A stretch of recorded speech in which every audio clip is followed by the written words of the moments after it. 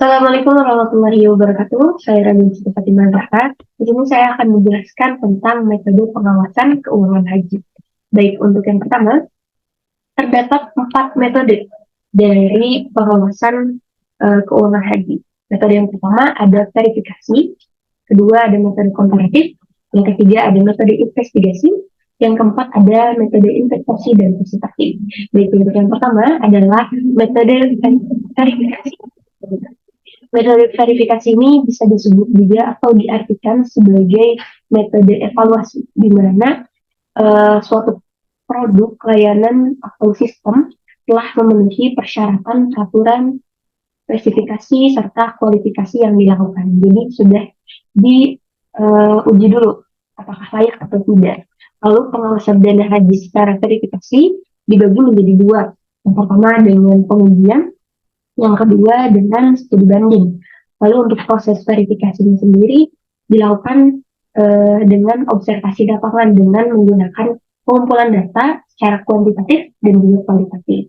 Lalu untuk penelitian ataupun laporan yang dijalankan, yakni terdapat 5 poin. Yang pertama ada perpanjangan pengamatan, member check, simulasi, menggunakan bahan referensi, dan juga effort opinion. Dan untuk metode selanjutnya ada metode komparatif, di mana metode ini merupakan pengawasan dari hasil perbandingan antara membandingkan perencanaan dengan sebuah metode yang sudah direalisasikan. Lalu untuk metode selanjutnya ada metode investigasi.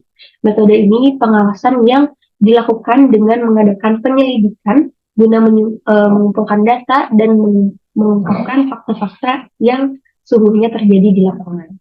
Lalu untuk poin selanjutnya yaitu metode terakhir adalah metode infeksi dan visitasi.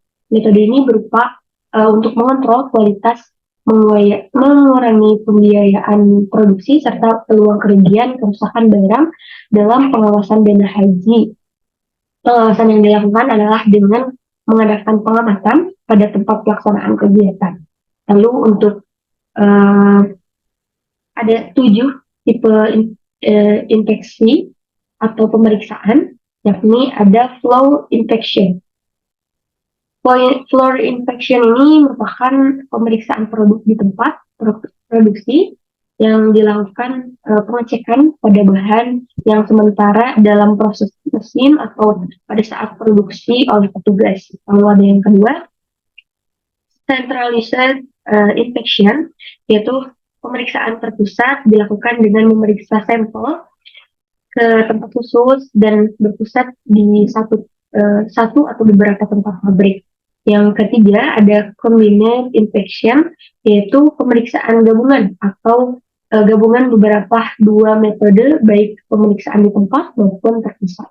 Lalu untuk metode yang selanjutnya functional inspection, yaitu sebagaimana namanya, hanya fokus memeriksa fungsi saja dari produk, apakah sudah berjalan sesuai fungsi atau belum.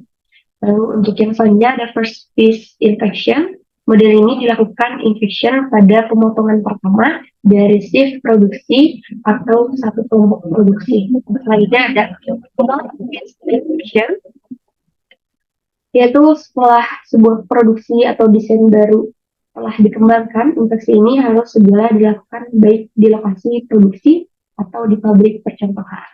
Jadi dilakukan dulu contohnya supaya terdapat sampel. Lalu untuk poin terakhir ada final inspection, di mana tahap akhir ini juga akan berfokus memperhatikan fungsi dari sebuah produk. Mungkin cukup sekian yang dapat saya sampaikan. Kurang lebihnya saya mohon maaf. Bila itu hidayah. Assalamualaikum warahmatullahi wabarakatuh.